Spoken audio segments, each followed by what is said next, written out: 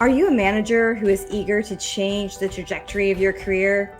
I have spent the last 23 years as a Fortune 50 leader learning from other industry leaders how to break free from limiting beliefs and habits.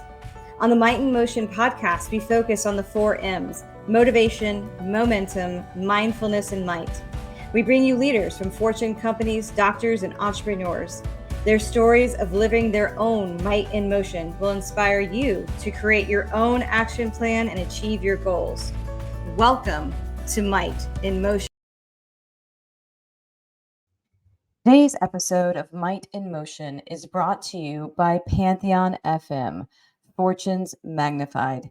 Pantheon FM is changing the world through entrepreneurship. In this community, you will find everything you need to create, amplify, and monetize your world-changing business. Join us at pantheon.community/register/LAUA. Today, I am so excited to bring to you Jim Padilla. He's a business growth strategist.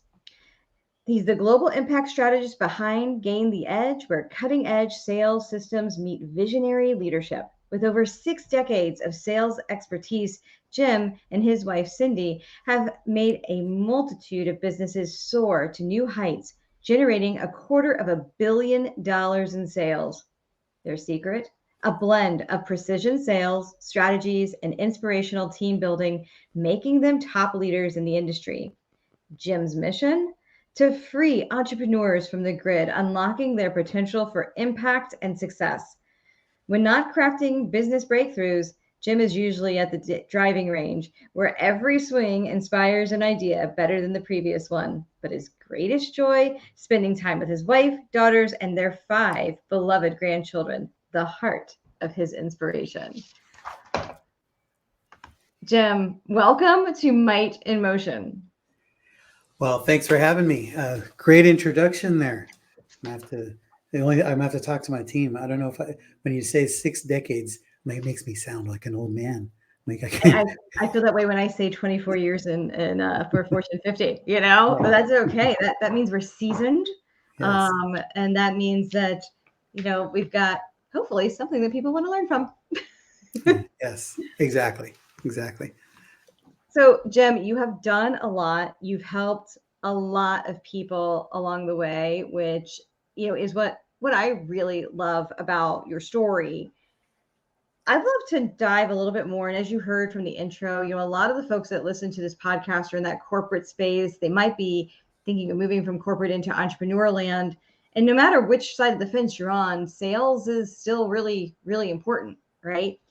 Can you help us understand how you've attacked sales and leads to help companies grow? Yeah. Well, I take a different approach than most people.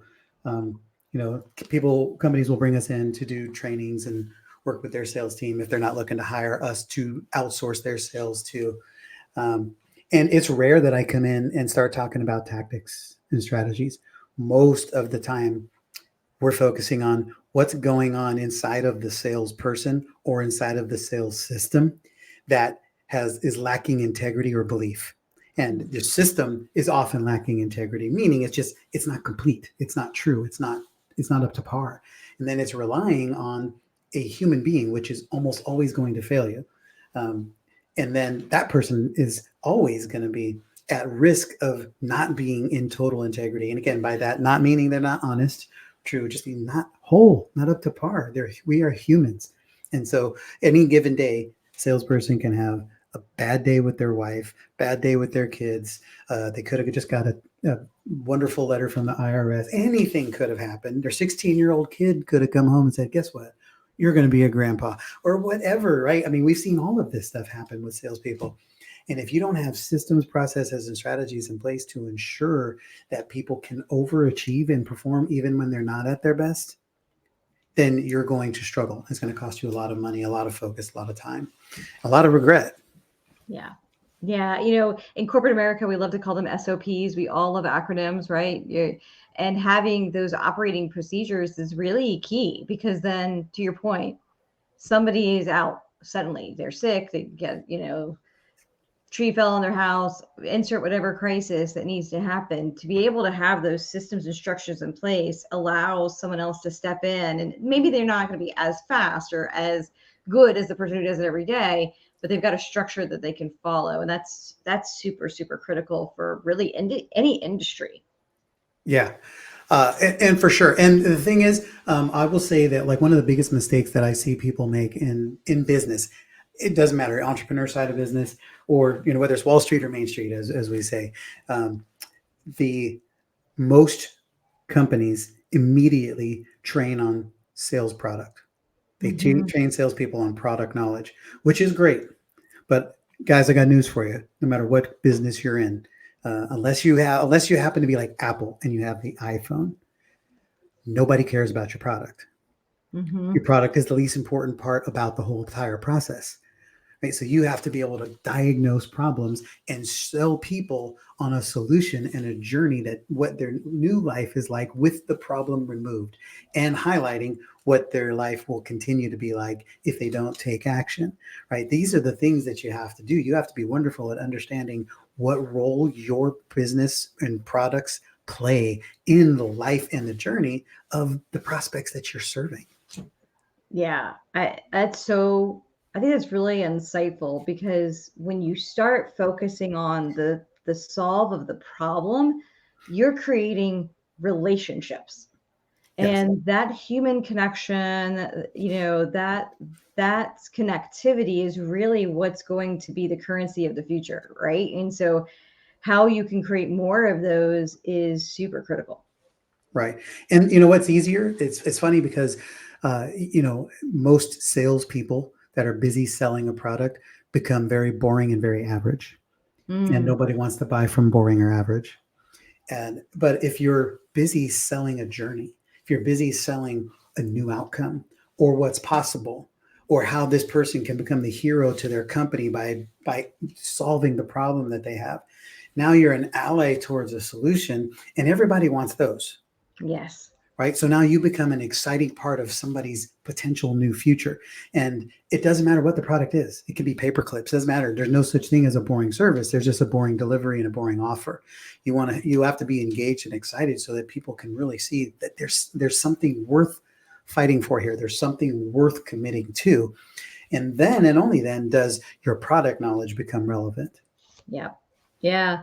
Now, I follow you on different platforms and stuff. And I know, I think recently, probably a few weeks ago, you were talking about a class that you have, which is 5 strategies to boost cash flow.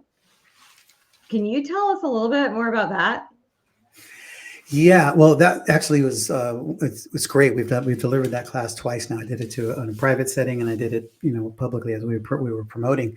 It has gone over gangbusters, without question, the most highly responsive training we've done in a very long time.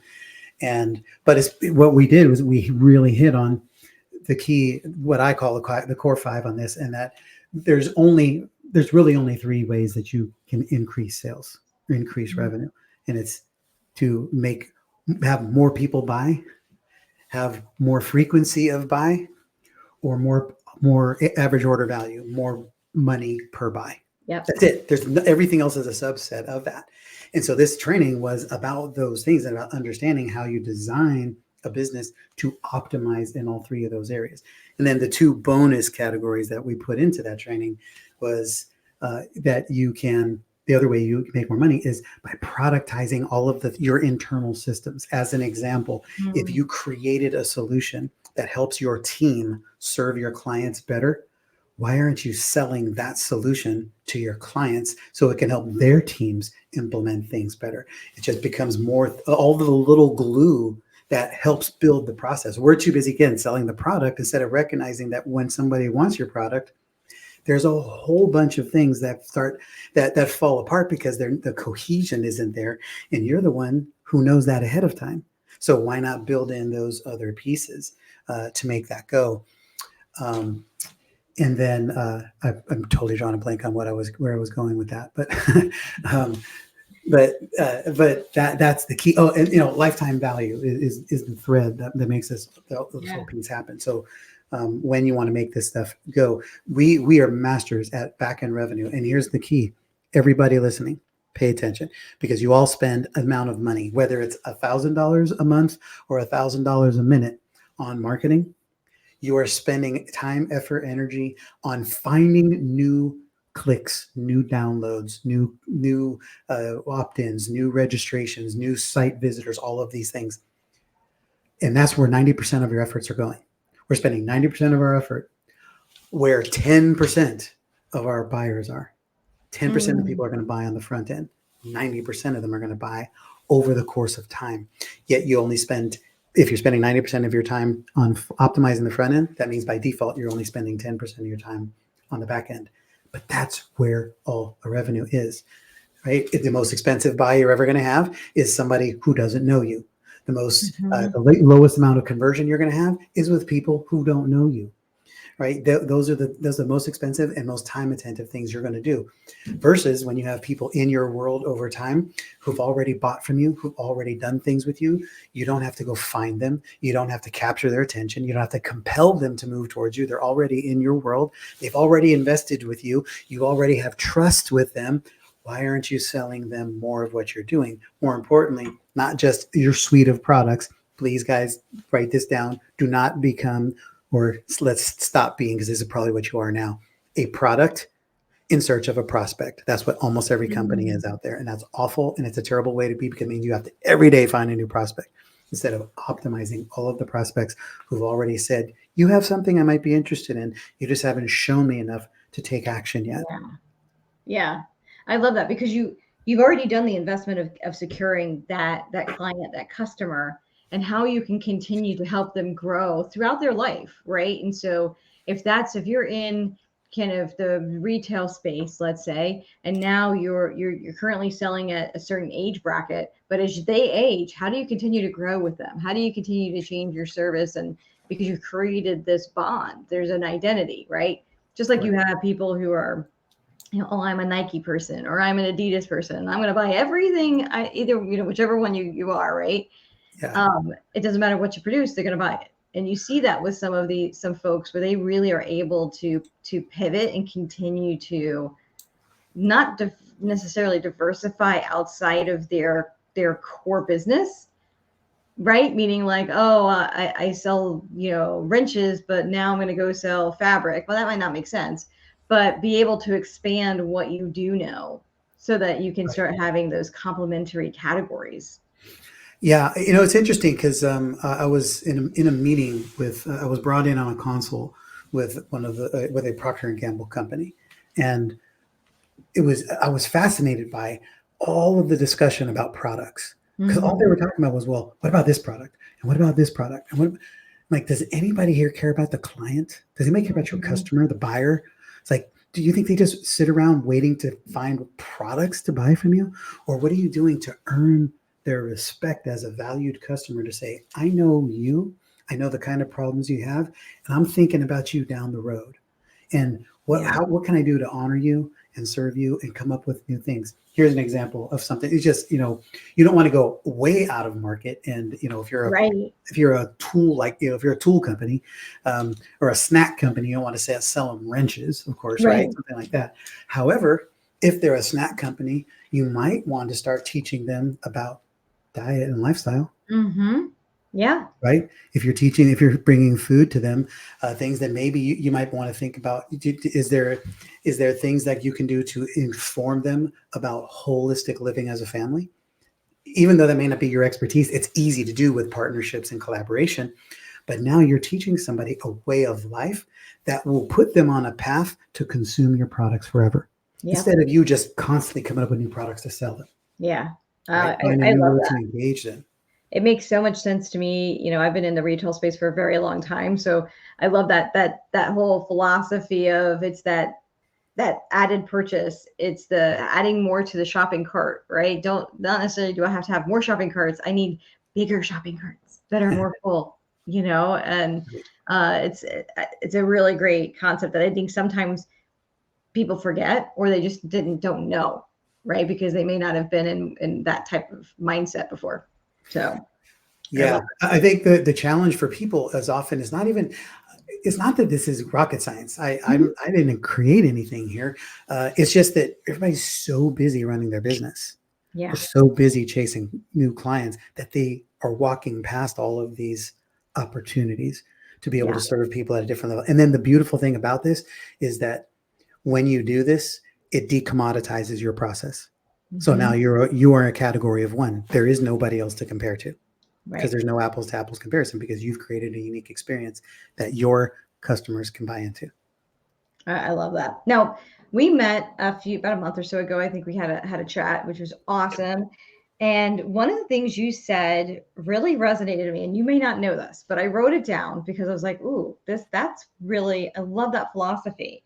You talked about how you love working with athletes and military because they understand that hours of prep make those seconds of wins happen on like the field, right? And that is, it's simple, but it's so true on those seconds where you're like, wow, I can't believe they actually caught that touchdown, right? Or made that instinctive decision on the battlefield.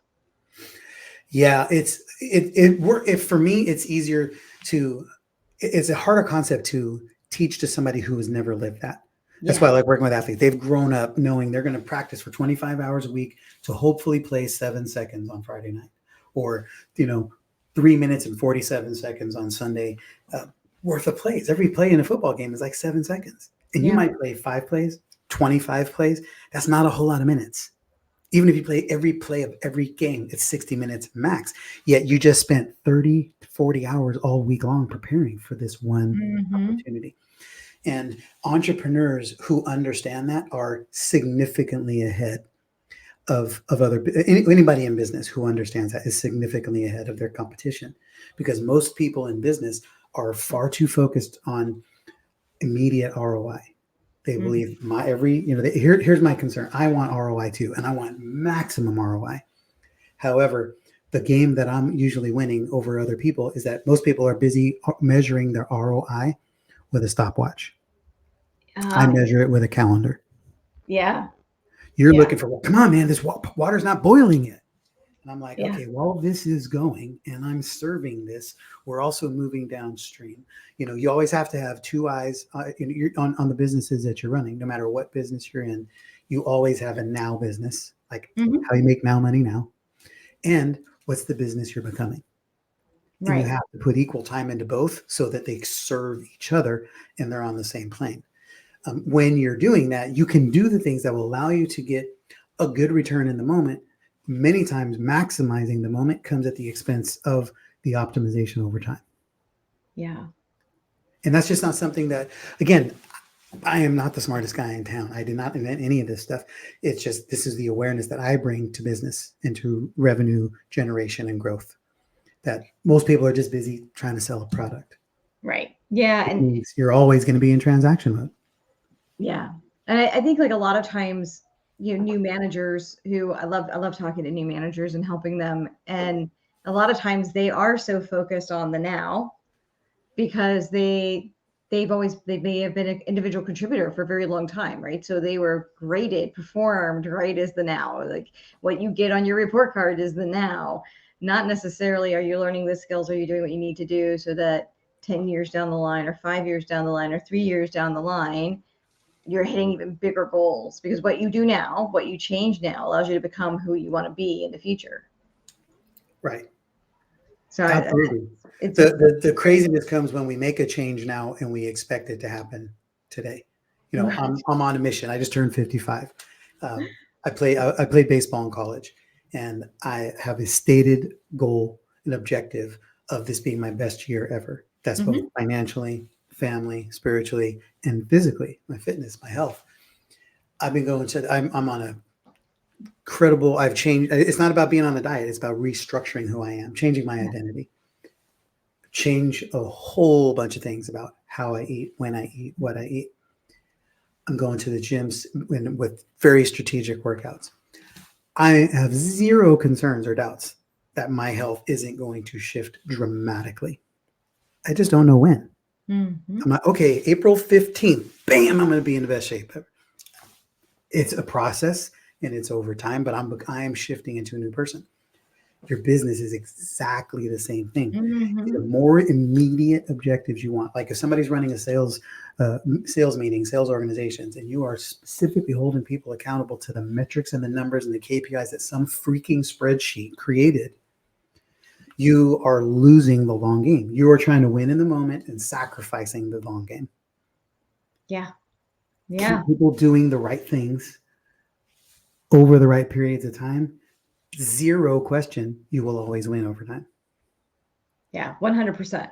100% agree with everything that you're saying. It's just applicable across all sorts of industries and items. And I love that you've got this well-rounded approach on how you're looking at what's going to be your best year, right? Like when I did the intro, we talk about the 4 pillars, and I always think of these 4 pillars as almost being legs of a stool, really, because if you don't have the right motivation or you don't have the momentum to get where you're going, all of a sudden you start cutting off these legs, right? And next thing you know, your seat's not stable, right? So you no longer have a seat at the table because you totally ignored your spiritual side, or you totally ignored your health. It doesn't matter how motivated you are. If you've disregarded those 2 aspects, you're not going to be stable, right? So I love how you have this holistic type of view on how you're looking at what makes it to be the best year of your life so far. Yeah, and it's funny because if you're running a team of any kind, those 4 pillars are vital. Yeah. Right? Motivation is important, but motivation without a focus on momentum and what direction you're headed and moving forward, that doesn't make any sense. Right? And then mindfulness, you have to address the inner child, what's going on with people. I don't like that term, child. I don't know where it came from, but the inner being, right? What's going on inside of here is far more important than all the tactics and strategies that somebody can put in play. Right. Like we addressed earlier. And then your physical health is a big part of that. If I'm at optimal health, do you think I'm going to work harder? Do you think I'm going to work smarter? Do you think I'm going to be able to engage my team better and move people and engage customers differently and do the extra work that's necessary to win the long game? Of course, right? So think about that stuff in your own business, and when you're providing, it's like, what kind of healthy snacks are you putting? What kind of rewards and incentives are you putting in place for people? And allowing people to do everything they can in their power to win in a fashion that helps business move forward and gets them closer to their own personal objectives. Right? You have to treat the whole machine, the whole animal. That is absolutely correct. I love it. Now you have not just one, but you have 2 podcasts, right? I do. Tell us a little bit about the podcast so that people know what they would get when they tune into them.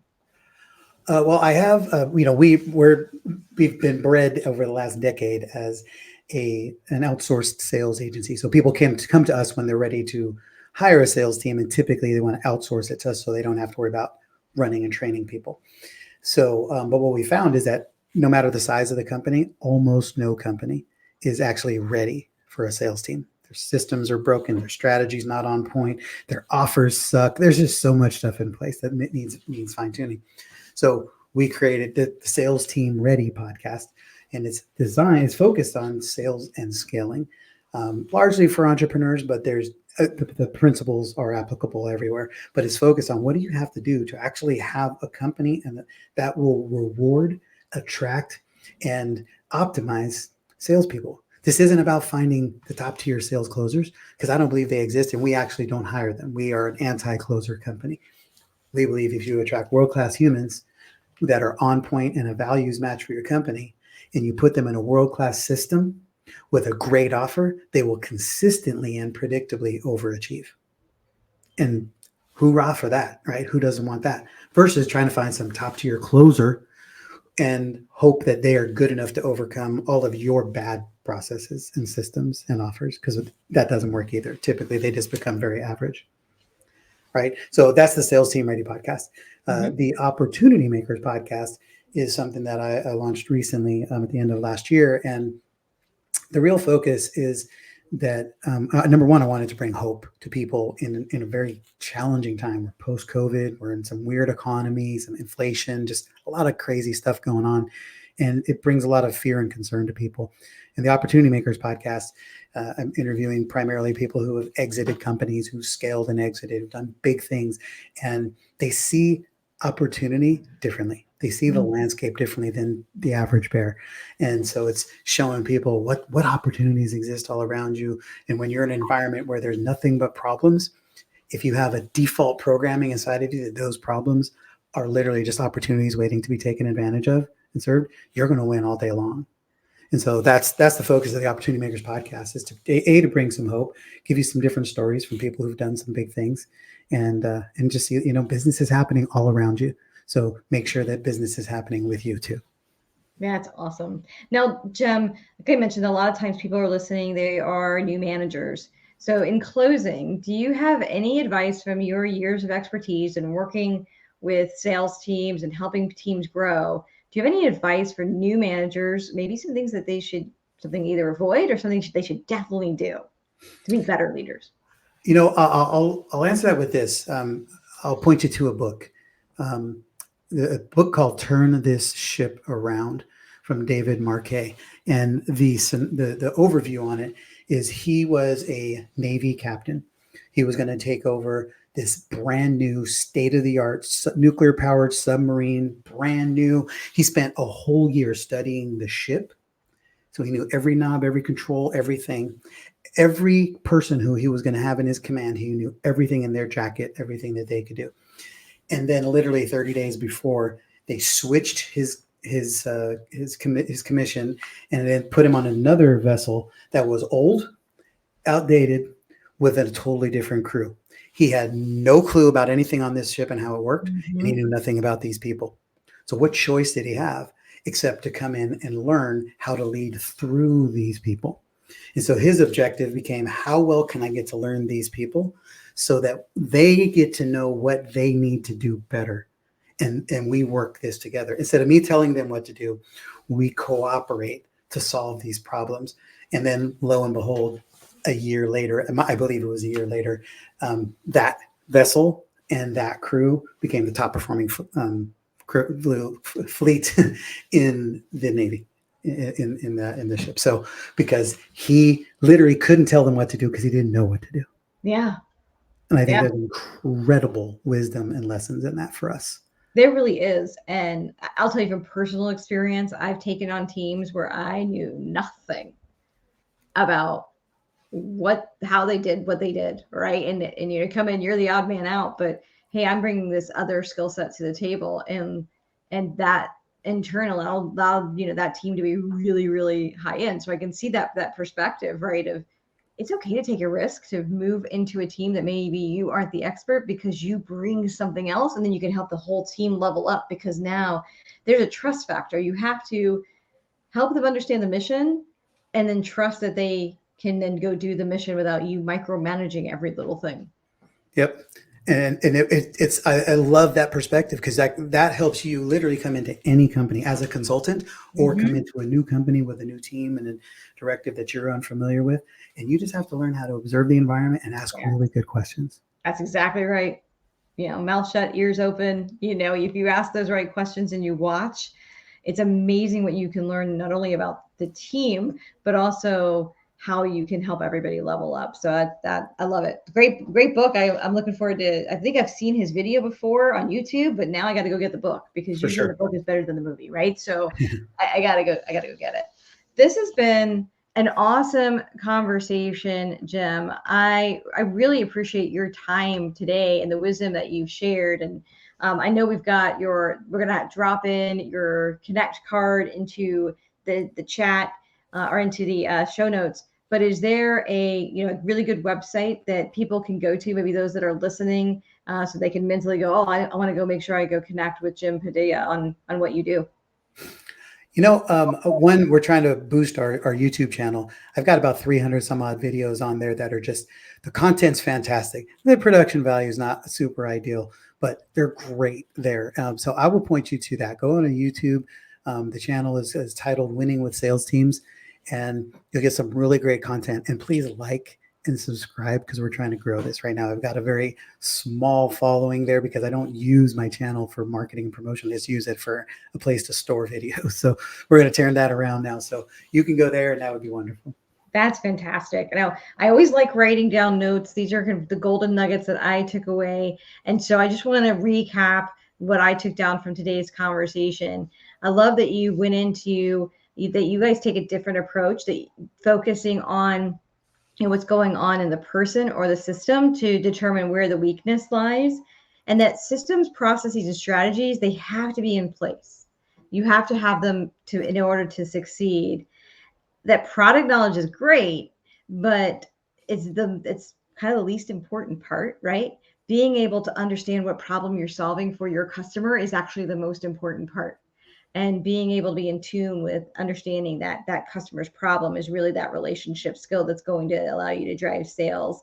And then nobody really wants boring or average. Once again, you're selling the vision of a solution, and that vision is what's creating that inspiration that really drives that ticket.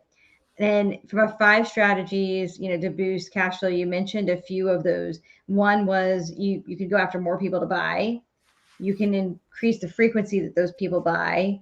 You can drive a higher shopping cart. But what you really, really want to make sure you do is that you're looking at that overall lifetime value of your customers, so that you're not spending so much time trying to go after new customers, but how can you expand on the customers you have? And then think about like how you can monetize your internal processes. How do you turn that into another product that you can sell, even if it's to competition, because that's additional clients that you're now going and driving. And I always love a good book, so I'm very, very excited about the book, Turning the Ship Around. That I can't wait to go check it out, because I know it's a really great message. And as new leaders, everybody needs to go and learn, and go pick up a book, man. You can learn a ton from a book, even if you haven't read one since high school. There's always an opportunity to learn from there.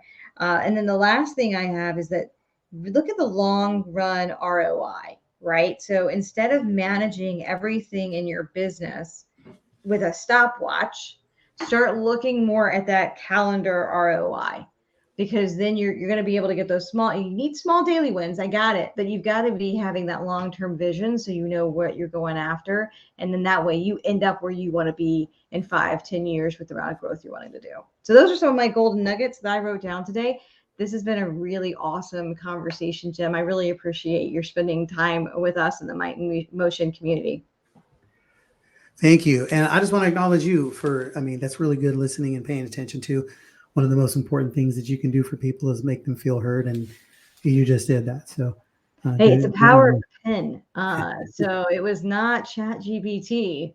It's just, and then I go type it up right after. Otherwise I'll forget. So, or I won't be able to read my chicken scratch, but I'll tell you, this has been phenomenal. I know that new leaders can really gain a lot from this. Salespeople can gain from it, but also new leaders. It's great, because these are all skills that anybody can apply in their team to continue to grow and drive wins. Thank you for tuning into Might in Motion. If you learned something about motivation, momentum, mindfulness, or might, please like, comment, and share. Thank you.